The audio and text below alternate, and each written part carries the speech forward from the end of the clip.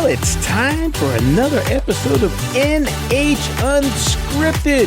Yeah, we are your American Pie, and we know that. I am your Don McLean-like host, Ray Dudley. Yeah, coming to you from the Car 54-like digs of the WKXL studios in Concord. You know the routine. Fire up those lava lamps, kick back on those water beds, break out your Nehru jackets, just like me. Well, look alike. Be twins, wouldn't we, or something like that. All right, so get out your transistor radios or your Sony Walkmans.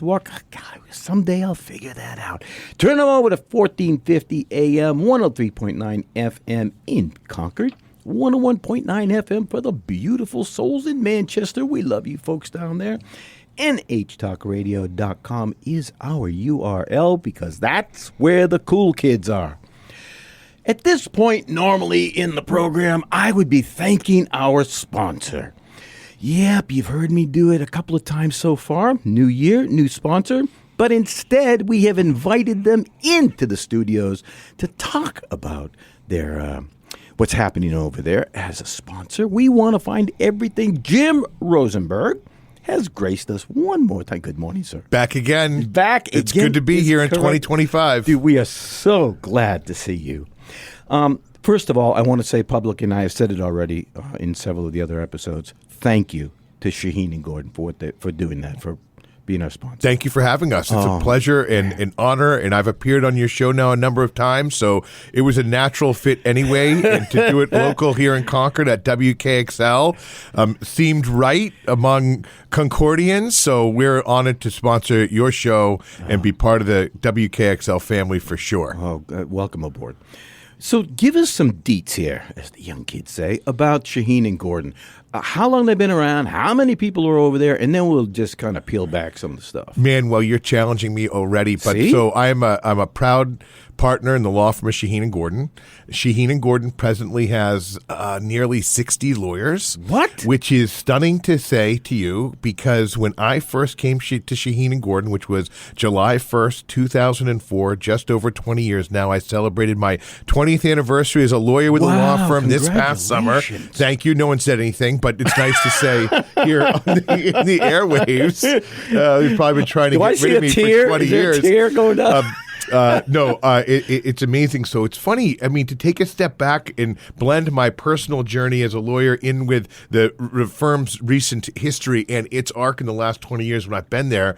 I'm from Concord, New Hampshire. I was born in Concord Hospital, and we probably have shared details about that in past shows, and went to Concord High and left Concord for the first time to go to college in Washington, D.C. at American University, and then went to law school at Northeastern, graduating in 1999, and earned an opportunity at that time when the big law firm economy was piping hot in Boston to go to a huge firm called Testa, Hurwitz & Tebow, which at the time in the East Coast was on the front end of venture capital, and at that time the dot-com boom. Oh, yeah. And it was piping hot, right? I mean, now we're so embedded in the world of the interweb that we don't think back to 1999 when companies were coming on for the first time, where they yet to post revenue, but were doing IPOs, initial public offerings, and going sky high with value, but not the revenue to show for it. And that firm was piping hot too, kind of on, the Boston, Cambridge, leveraging the intellect in the world of technology and venture capital. And it was something, and my folks were very proud, and I hated it too. So fairly quickly, my wife and I, who's also from Concord and also went to Concord High, started thinking about a return home. And I took a job as a prosecutor at the New Hampshire Attorney General's office, and spent from 2000 to 2004 there as an assistant attorney general, prosecuting only criminal cases, and ultimately ending up in the homicide unit. And in past episodes with you, we've talked about some of the interesting murder cases that I was really fortunate to have an opportunity to prosecute and take part in, and ultimately prosecuted the Catholic Church in New Hampshire for its failure to protect kids from sexually abusive clergy through the years. And after that, hung around for another murder case or two. And through the process of working doing criminal prosecution for the state on the state side of it, the law enforcement side of it, I got to know Shaheen and Gordon. And I got to know Shaheen and Gordon because it had one of its offices in Concord, New Hampshire. It had a historic backbone defending criminal cases. At its start, Bill Shaheen and Steve Gordon, who are now fairly recently retired, started the firm. And they start the firm because they met not in private practice of law, but as prosecutors at the U.S. Attorney's Office. So they were federal level prosecutors. Ooh. Bill Shaheen, my dear friend and partner, former partner, I guess, now that he's retired, he'll be a partner forever, though, was the U.S. Attorney for the District of New Hampshire appointed by President Carter. There were only a handful back then of assistant U.S. attorneys serving under him as prosecutors, and one he hired fortuitously ended up being Steve Gordon. And when Carter lost to Reagan, those two ended up without jobs and went into the private practice of law. And Bill Shaheen was from the Seacoast area, working his way along with his family in the Dover community for many moons at that time. Steve Gordon had settled through his term as a prosecutor here in Hopkinton. And so they had unique geography, Dover area and Concord area, and started a firm that existed in Dover and Concord, where if you were picking it in New Hampshire, I don't know that you'd naturally or necessarily pick those two places to begin a business, but they did. And where they'd come from prosecution, criminal law in general became a natural part of the work that the firm did. And it's the work I do now. So defending criminal cases of all shapes and sizes at the federal level and down to the local district court level presently has always been a significant part of the work we do at Shaheen and Gordon. But as the firm picked up steam, so too did its various practice areas. And what was significant then and enormous now in our firm is the personal injury practice group and the workers' compensation practice group. The managing partner of our firm is a guy named Mike Noonan. You may have seen him on some of our awesome commercials. I watch all those commercials. A great guy and a good friend of mine. But important to the firm, he had always spearheaded the growth of the personal injury practice. And in recent years, as he served as its managing partner, he's also really been the energy and ideas behind the growth of the firm far and wide as well. And the personal injury practice has been really important in New Hampshire. Presently, we have a significant number of victims and clients of ours who had been abused and assaulted during their time at YDC. We have, on behalf of injured parties, had the important responsibility of litigating all sorts of cases. I was a part of really well-litigated wrongful death case a couple years ago that Mike Noonan, who I just referred to, was responsible for. And that's just one of many examples of the type of work they do, also workers' comp work. And kind of as we grew with a firm, and more at that time with an eye toward representing individuals in difficult circumstances, Steve Gordon was making a speech about Bill Shaheen several years ago at an event we were at, and he said of Billy, he referred to the old Simon and Garfunkel song, which has a line, "I'd rather be the hammer than the nail." Do you know the song I'm referring to? I do. You might have a better voice than I know that you've got a background as a thespian and You're pushing it. So, You're pushing it. But I'd rather be a hammer and the nail, and he referred to Billy, and he reversed it and said Billy would always rather represent the nail. And that idea of, in our small communities, New Hampshire cities and more modest hamlets, representing individuals as they encounter the world around us in all sorts of legal issues became the heart and soul of the firm's philosophy. And so representing people in workers' comp, personal injury, criminal cases, DUI, divorce, family law, custody matters, wills, trusts, probate stuff, and more small businesses. And business practice has been a growing and critical part of the firm's work. We represent all sorts of businesses as they grow, formulate, merge, acquire one another, and end up inevitably in courtroom fights too. Oof. And that practice area has been significant. And it's funny, back in, I don't know that this is an interesting story, but when I first came to the firm in 2004, I believe I was the 12th, maybe 14th lawyer. And so that at the time was a firm of robust size in the state of New Hampshire, and given the players of the firm, certainly important in the legal landscape in the Granite State. But now, as I reported a moment ago, we've got between 55 and 60 lawyers. That's incredible. And so imagine that arc in 20 years, the growth of the firm, which reflects in part the growth of the state, but I also think it reflects the interests and energy of the collective partnership. I mentioned Michael, but there's a great many people who are owed to that. We've got a significant staff. We have recently now an investigator, Lieutenant Mark McGonigal, who's recently retired from the Concord Police Department, has joined our ranks as an investigator. That's and okay. we can talk Jim, more do me after. a favor real quick. Throw out a phone number or a website for... Sure. Our phone number in Concord is 603-225-7262, and our website is www.shaheengordon.com, which is a long one, but you can find us there. You are listening to NH Unscripted, and you know we are your Hotel California. Heck yeah. I am your Eagles-like host, Ray Dudley, coming to you from the Taj Mahal-like digs of the WKXL studios. My God, it's cavernous in here. We're talking about the law offices of Shaheen and Gordon. We will be right back. Thank you.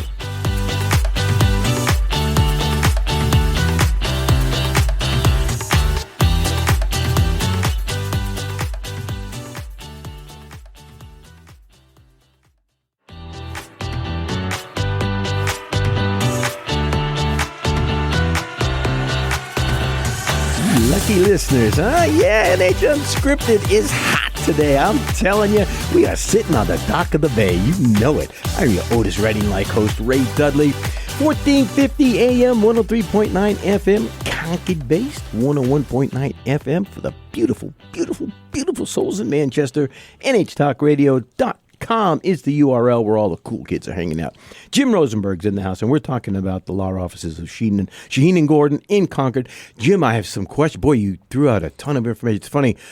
I was working for Fidelity Investments back at the .com 2000. Sure. Dude. I hated picking up the phone. Yeah. Oh, my God. When that thing popped, you'd pick up the phone, and there's people weeping. Yeah. Before they could ever say a word, Yeah. they're crying on the phone. I just looked at my 401k. It's down 40%. What 50%. tumultuous times, right? Oh, man. What a flashback you gave me. That was crazy Well, days. it's funny because I mentioned that firm, which at the time, and how proud my family was, I earned the opportunity to work at this large firm in Boston. It was called Testa, Hurwitz and Tebow. It was an amazing collection of amazing lawyers, but head by a guy named Dick Testa, who was significant in the East Coast in the venture capital industry and at the beginning of the .com boom too. But when the .com boom busted, as you're describing based on your experience at Fidelity, that firm in the end busted up too. I'd left it long before to take the job I described during the first segment at the Attorney General's office, prosecuting criminal cases in Concord. But, a year or two after that, the firm itself broke up. And that it broke up because the turmoil and the tech boom and its clients base was blowing up, and without clients to represent, it was only going to go so far. And in large swatches, groups of lawyers peeled off that firm as it blew up and landed at other of the big significant firms in Boston in large groups. And had I remained, I suspect that's what would have happened to me as well. So I think everyone landed on their feet. And of course, the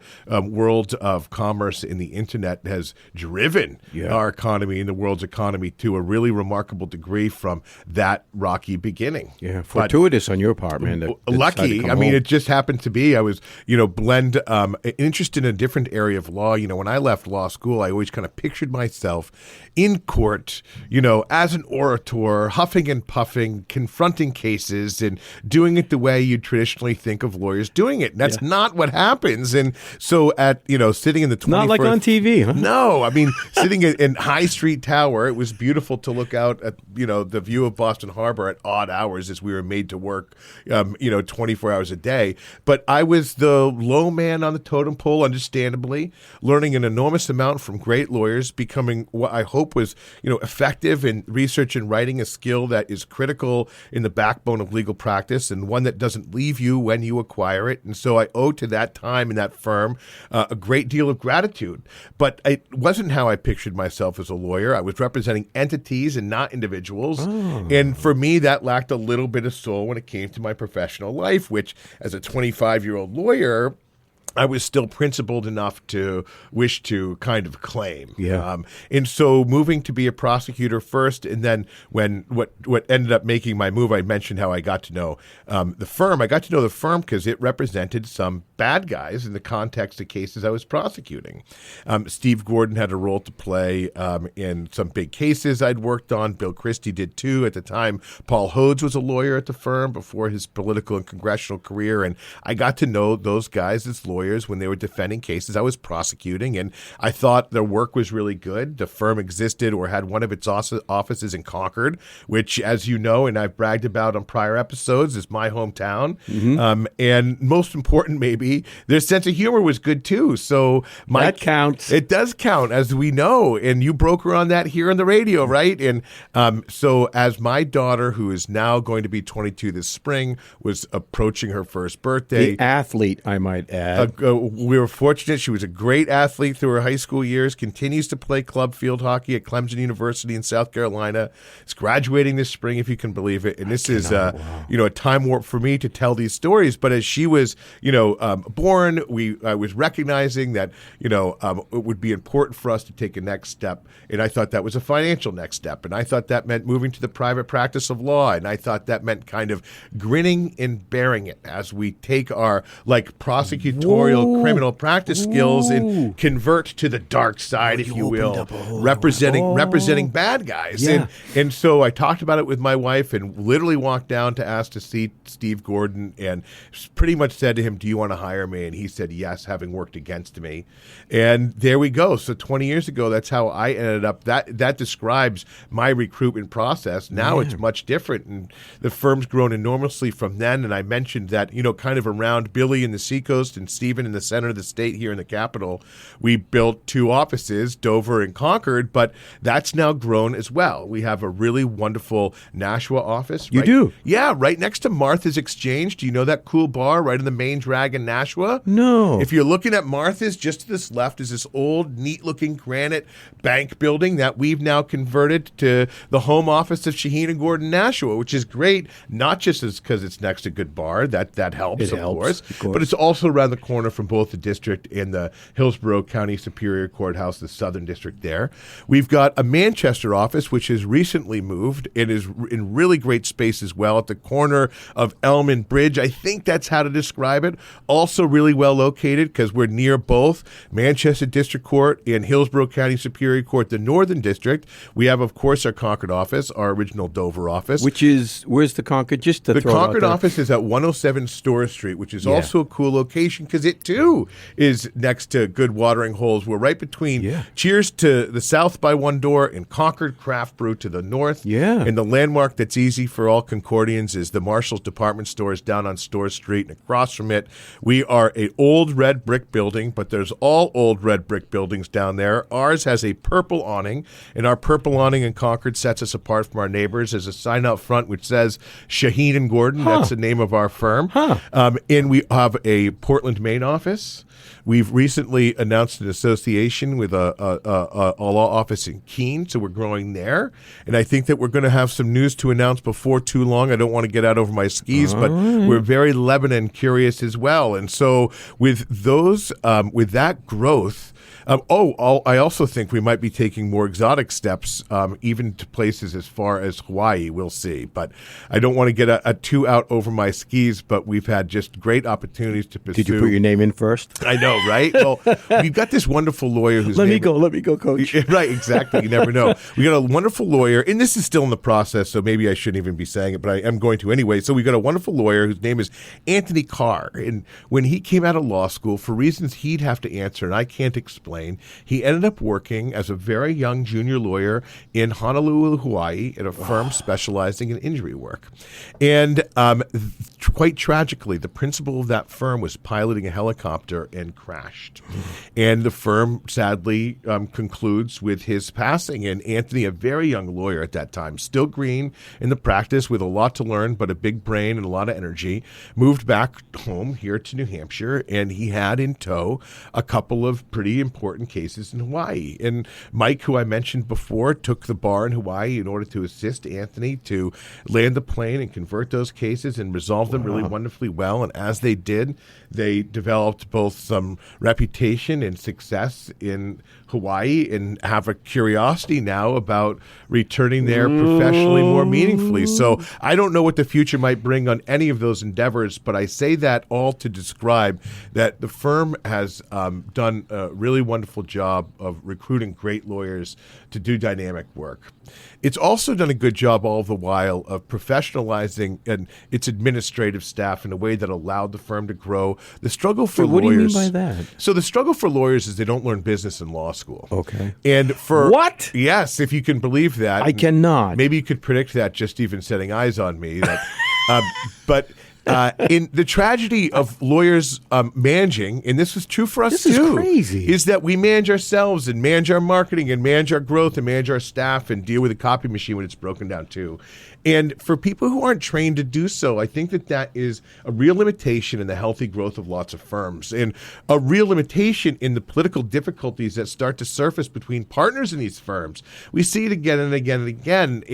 And we were struggling with those growing pains likewise, but have made the really, and there's been several versions of this, but made the really healthy decisions to settle in with professional staff. We've got a CEO whose name is Joe Shoemaker, a Concord guy who's done a really wonderful job of bringing organization to our lack thereof when it comes to acquiring new office space, making sure it's fit up with phones and internet, computers, staff, desks, and all those things that we need, but also keeping an eye on the bottom line, too, to make sure that we are doing what we need to be doing profitably. Yeah, so you can focus on what your strengths are. Practice law. Yeah, who'd have thunk it, huh? Right. You are listening to NH Unscripted. Yeah, we're daydream believers here. I am your monkeys-like host, Ray Dudley. We are coming to you from the Hollywood Squares-like digs of the WKXL studios in Concord.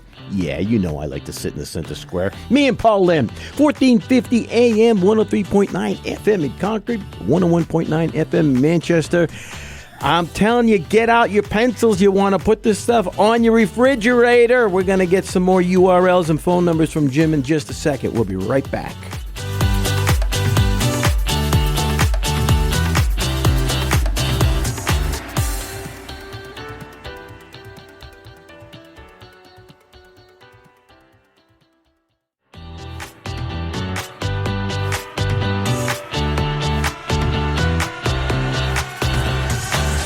Welcome back to NH Unscripted. Days like today, I'm so glad to be out of bed. We are your midnight confession. We know that. I'm your grassroots-like host, Ray Dudley. NHTalkRadio.com is our URL. 101.9 FM for the beautiful folks in Manchester is where you'll find us down there.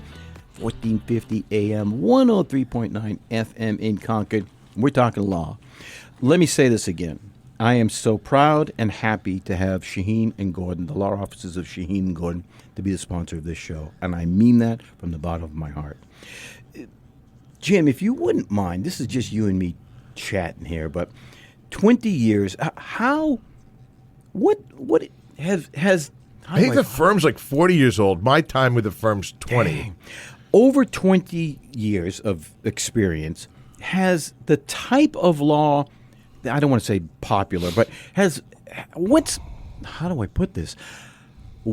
Has the type of the important, I don't even know how to frame this. What is popular? I mean, maybe at one time personal injury was big, then maybe divorce was big, then maybe real estate was big. What's like the hot thing that's going on in Oh, it's an interesting question. So I think that all those practice areas were robust then and are robust now. But the thematics in those practice areas have changed markedly over just those 2 short decades. And that's true for the type of criminal cases I defend and see over and over again, which reflect the community of people that we live among, right? And so the ills of the community become the type of criminal cases we represent. It's true in divorce cases. It's true in wills, trusts, and estates. I think New Hampshire, and this is a great example. I've got a partner who serves on our management committee who is a really wonderful guy, a good friend, and a smart guy named Ben Syracuse Hillman. He practices throughout our various offices I just described and heads up our wills, trusts, estate, and probate practice. We've got now several lawyers that tend to that practice. The growth of that practice area is a reflection of New Hampshire's demographics. There is a aging state here. I don't say that in a negative way. I say that in a wonderful way.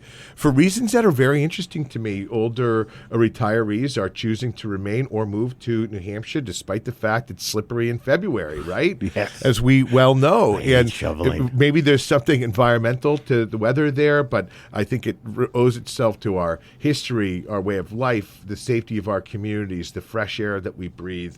And people like to stay here and move to here. Those are affluent people, and so more and more there's demands for sophisticated estate planning. And interesting. Ben and his crew of lawyers do an amazing job tending to that on behalf of our clients, and that is a great example of how a practice we've always has grown as our state has grown in certain important ways. I defend criminal cases, totally different subject matter. Yeah. The type of cases have changed too. When I broke into cases, the easiest type of thing to describe is a DUI case.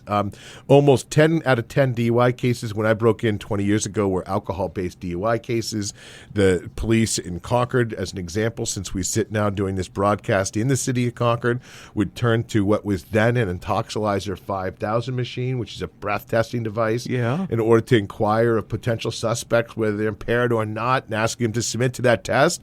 And that test has changed to the Intoxilizer 9000, another breath test. But the point is this: those are breath tests. And breath tests, Ray, test alcohol content in your body. But we now know that the advent of drugs in the last 2 decades, the popularity of them, the regular use of them, the availability of them, the liberalization of laws which relate to them, mean that young and old are turning more to drug-based impairment, including marijuana, while driving. And so in New Hampshire, or in Concord anyway, when local Concord police stop you and ask you to submit to a test, they're usually not asking you for a breath test, though in many communities they still are. Concord police tend instead to ask you for a blood test. What? And have developed... On the spot? Well, they'll ask a phlebotomist from the Concord Hospital to come down to the police department. They've developed a really good, maybe healthy, working relationship with Concord Hospital in order to supply that service. So a phlebotomist from Concord Hospital comes down when there's a suspected drunk driver, and they draw blood if the person's willing to do it. Now, if you're in that situation, Right there on the street, I mean? No, in the police department. But, so that means or they would in have the to take hospital you in. some places. So you would have had to deny something at first, right? Or they just suspect and said we're taking you in? On the roadside, typically they ask you to do 3 field sobriety tests, an eye test called the horizontal gaze nystagmus test, a 9-step walk and turn test, a 1-leg stand test. They ask you if you've been drinking. I couldn't do those sober. Well, I think that those my tests... age. Help me out. Your point's a good one. Those tests discriminate against people. If you have had injuries, if you are overweight, if you are older, if you are in inclement weather or on a hill or who knows what, struggling with other emotional issues that are important to you that day, there are a myriad of factors that really can impact someone's ability to perform well on those tests. But let's say from those tests, after they're administered, police collect enough information to develop probable cause, more likely than not, that the driver's impaired, then they arrest them. And once they arrest them, they go through in New Hampshire an administrative license suspension process, which is where they'll ask you to submit to the officer's choice, breath, blood, or urine testing. Well, none of them have urine testing available, so it's only breath or blood. And in Concord, the police department has developed a preference for blood for just this reason. It's in order to capture potential drugs in your system.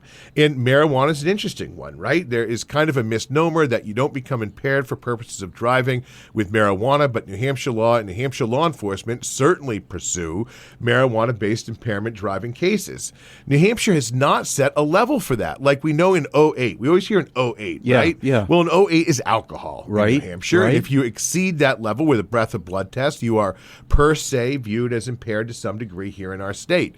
There's no corresponding level for marijuana, which is interesting because other states that have legalized marijuana, Colorado is a good example of this, have set a level, I think it's 0.1 nanograms per milliliter, and I could be describing that incorrectly. I don't practice in Colorado, but they've set a level for for active THC impairment in the same way New Hampshire set a level for alcohol impairment. And so New Hampshire law enforcement have trended toward doing blood testing, not breath testing, in order to capture impairment from recreational drugs or even prescribed drugs or the mix of drugs and alcohol, something they can't do based on breath testing alone. Another feature in my work that has changed fairly significantly over the course of defending these cases. The impact of drugs in our community and the related impact of homelessness has also really changed the criminal justice system in our community in the last 20 years. When I started 20 years ago, we did not have teams of homeless people struggling in the woods around our homes in our communities in Concord. We do very much now. The impact of the opioid crisis has shaped that tragedy.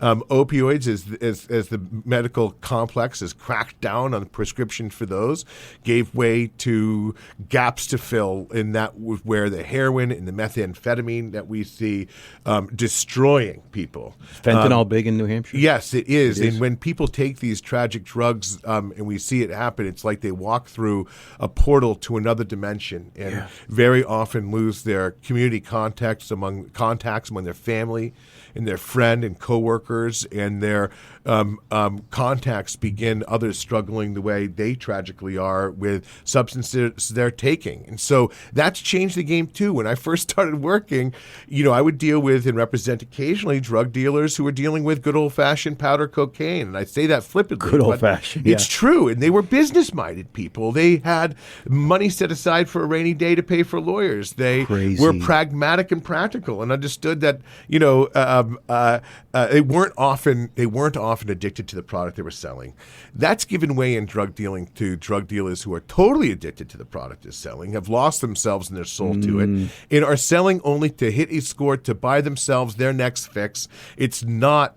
It's just destructive for the community, and it's put enormous pressure on the system of justice in Concord and in New Hampshire as the police, as the public defender program, and as prosecutors have had to try to absorb a population of people without any resources or community context of their own to get themselves help. And that could be lawyer help, that could be drug and alcohol rehabilitation, that could be professional re-engineering their lives professionally to pursue a different path, what have you. And that has occurred easily in the last 2 decades I've defending criminal cases. Gosh. And most of those cases aren't going our way toward private criminal defense lawyers like me who charge a fee in return for zealous representation. Those go to the public defender program, which does in New Hampshire an amazing job of recruiting young smart lawyers, training those young smart lawyers, deploying them to the cause of the indigent and the criminal cases that they're facing. And so that's been a big deal, and it's been a big deal for our police department too. And we've seen that, and it's impossible to practice the type of law I do and we do at Shaheen and Gordon without also being witness to that epidemic, and we haven't figured it out. We haven't figured it out in Concord. We don't have it figured out in the state. Man, oh God, I love Jim. I'm so glad he's here. But he opens up 8 more hours of chat in my brain. You are listening to NH Unscripted. Oh, my goodness. It's a strange, strange world we live in, Master Jack. I am your Fort Jackson and Jill-like host, Ray Dudley, coming to you from the spa-like conditions of the WKXL studios. Yeah, baby, I'll take a massage. 1450 AM, 103.9 FM in Concord, 101.9 FM for the beautiful souls in Manchester. Jim Rosenberg, my good friend, is in the house.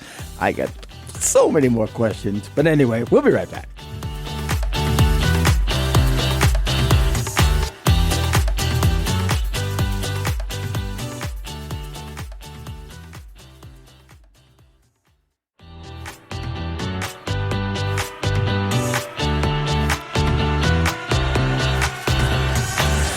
I'm telling you, I got to be the luckiest man in the world. I love what I'm doing, and people like Jim Rosenberg from the law offices of Shaheen and Gordon are why I love to do this job. Sir, so good to have you. You are listening to NH Unscripted. We are coming to you from the dating game-like digs of the WKXL studios. No, I don't need to date, but, you might want to. Never mind. 1450 AM, 103.9 FM in Concord. NHTalkRadio.com is our URL where you can go out there. There's a button. You can listen live. because you might want to listen to us live. This show comes to you every Wednesday and Friday morning at 9 a.m. But hey, there's a lot of other stuff out there. There's a lot of great other programs here at the station. You might want to find the archives for those. And, you get up 2 or 3 in the morning, you might want to find something. Anyway, Jim Rosenberg from the law offices of Shaheen and Gordon is in the house. Jim, would you please just give a phone number again and a URL where people who maybe need divorce, as much as I hate to say that, divorce or DUI or, real estate or, Of course, all of those things. And thank you. You mentioned your love for this job and what you do, and that's why we're so pleased to be a sponsor of your show and this station. Your energy is infectious, and it's easy to sponsor people who have it. So thank you for the opportunity to be here and to sponsor as well. Sure, we do all of those things, including divorce, family law, custody, criminal cases, which include a range of state, federal, and local cases, including DUI defense, wills, trust estates, probate, personal injury, workers' compensation, business law, business formation, business acquisition, and litigation. All of that is among the type of work we do, and much more too. We can be found online at www.shaheengordon.com, which is ShaheengOrdon.com. It's a long one, and in Concord at 603-225-7262. But you concluded our last segment talking to me about ways in which law and the practice of it has changed in my experience the last 2 decades, operating out of our community here in Concord and the various communities where our firm exists. And not only has law changed, and there's other ways I can describe that in the criminal work I do, but the way we market has changed as well. And everyone's aware of lawyer marketing, right? Commercials throughout time. We will fight for you and the like. And when I first broke into it at Shaheen and Gordon in 2004, the primary manner of marketing in injury cases, which is a heavily marketed area for lawyers, and also criminal cases, was in the Yellow Pages. And we, in community by community, had like fold-outs in the center of the Yellow Pages. You might recall that, right? I do. Once a year or a couple times a year, different competing versions of the Yellow Pages would be thrown on your step, and they were biblical in their size. Heavy. And having big banner ads there was the way in which we often would reach out to collect personal injury cases and others too, including criminal cases. And as advertising turned in that 20 years toward being focused online, so too did our attention. And over time, no one uses the Yellow Pages at all. I'll bet young people don't even know what they are. No idea. What is this thing? It's an antique that would be used for kindling sooner than it would use or to a whipping from dad. Yeah, exactly.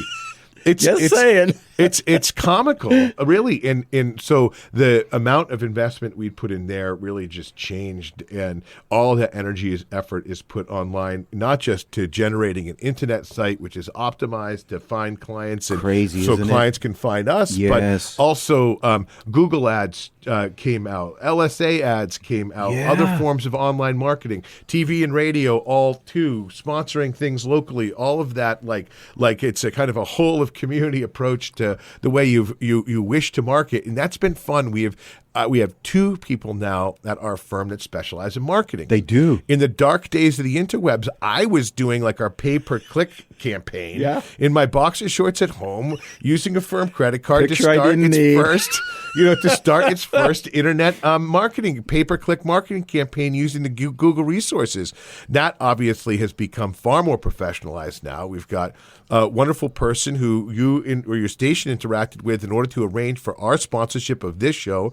Her name is Paige Moulton, and she's tending to manage our internet marketing along with another professional named Bailey. And it's all sorts of things, which of course include a robust presence online, but also include social media. The firm has a TikTok account. What? I have a TikTok account. What? Oh, Ray, you haven't seen me on TikTok? No, I have not. I'm not sure I want to. Are you? I can be found at Attorney Rosenberg 603. And every day in 2025, my pledge, or at least every working day, is to put a tidbit on TikTok describing a case, an issue I'm seeing or trend I'm seeing in criminal law, an observation I'm making in courtrooms. I'm not cutting edge, but this is an example of the way that the practice has changed, not necessarily in terms of the arguments we're making, but in terms of the way we are introducing ourselves to our community. And in order to enjoy the growth, attract really great lawyers, and we've done both. You also have to market to that in order to continue to stay fresh in your communities. And look, we've got real good fortune here. You know, the name Shaheen, the name Gordon, you know, we owe to our forefathers a great debt of gratitude for establishing a firm of such good reputation. And so if you've got name recognition the way we do, if you can be effective on social media, online, on the airwaves, it's tough, though. There's a synergy to it for us, which we've been successful pursuing. You know, so that's cool. But there's other ways it's changed. Like now on TV, when you see criminal cases, you always see officer lapel cameras and cruiser dash cameras, video and audio of events. When I started, you did not. You would cross-examine a police officer based on what the police officer wrote in his or her narrative report. And there's a skill to that. It's actually kind of fun because part of the defense would become how good or bad a job the police officer did investigating or memorializing those investigative observations in a written report. And so you could pick on almost the quality of policing, the quality of writing, and that's changed the game a lot when we turn now to videos. So if you're hammered and you're doing field tests on a video, a picture tells 1,000 words in a far different way than an old-fashioned written narrative might. And that changes things. It changes how we present technology in a courtroom. It changes how we account for reasonable doubt in these cases. And close call cases, I think, are closer with a video. I think you lose a little probably on video when someone's a little buzzed and doing field tests. So close call cases with the video, I think, almost favor the defendant and the defense. Obvious cases of impairment favor, no doubt, the state. We're no longer taking the word for it of a written report. A picture does tell 1,000 words. You're able to, with your own eyes, see someone stumble and bumble. And then it's not just the technology on the roadside with the police that's changed. It's the way we must present that technology in a courtroom. So we're kicking around old-fashioned courtrooms, which in the Granite State aren't necessarily wired for sound. No kidding. They're not set up for the technology presentation that the kind of modern law enforcement really does demand. And so we're walking around with laptop computers sometimes, turning them around, showing a police officer on a witness stand a video of an encounter. What? Yeah, because like Concord District courtrooms not easily fit. There is a TV in there. You're one step above doing shadow puppets on a... It's true. It's true. In a state like ours where we are pride ourselves in keeping not bloated government, and I love that about it. We don't have sales and income tax. We tend to operate on shoestring. Well, when you're talking about significant technology advances that are important to keep pace with what's going on in the cause of justice throughout the country and the world, then we do lag in moments like that and just lack standardization in our courtrooms and hearing rooms when it comes to presenting that type of information. There's also no law that requires police to video and audio record those encounters in New Hampshire. I didn't know that. No. So it's become the practice in law enforcement. It's voluntary for them? It is. So New Hampshire State Police, as an important example, have lapel cameras and are really doing high-quality videos both in their cruisers, on their person, and their cruiser dash camera. So you could have a DUI or other criminal case in Concord where state police are involved and you have amazing video. Concord Police, which is a great police department, does not have video. And so you could have the same charge occurring in the same city in New Hampshire, Concord, with significantly different quality of proof because one law enforcement entity has voluntarily elected to invest in audio and video recording, keeping with, I think, what the expectations of our citizens are when we come to encounters with law enforcement in our communities. And another agency operating in the very same town does not have that quality available. And that's intriguing to me because I think video for officers protects the officer. Yes, I agree. Of course, we see awful examples of the very rare case. We get which we should. We should. Yeah. Accountability for police and policing is critical. But at the same time, these poor officers these days have a target on their back. Yeah, I know. And people make false claims or exaggerated claims of officer mistreatment all the time. And they'd be protected by and better served by clear audio and video that would dispel those concerns.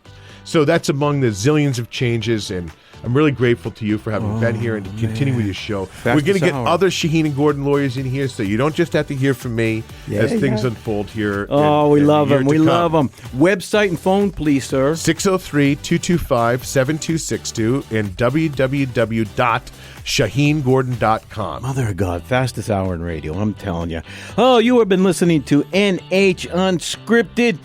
Up the lazy river. Yeah, that's the Osmonds reference right there. Not necessarily the Bobby Darin one. Anyway, 1450 AM, 103.9 FM in Concord, 101.9 FM in Manchester. NHTalkRadio.com is our URL. We are so proud and happy to have the law offices of Shaheen and Gordon not only in the building today, but sponsoring this program. We'll see you on the next one. Thank you. Thank you.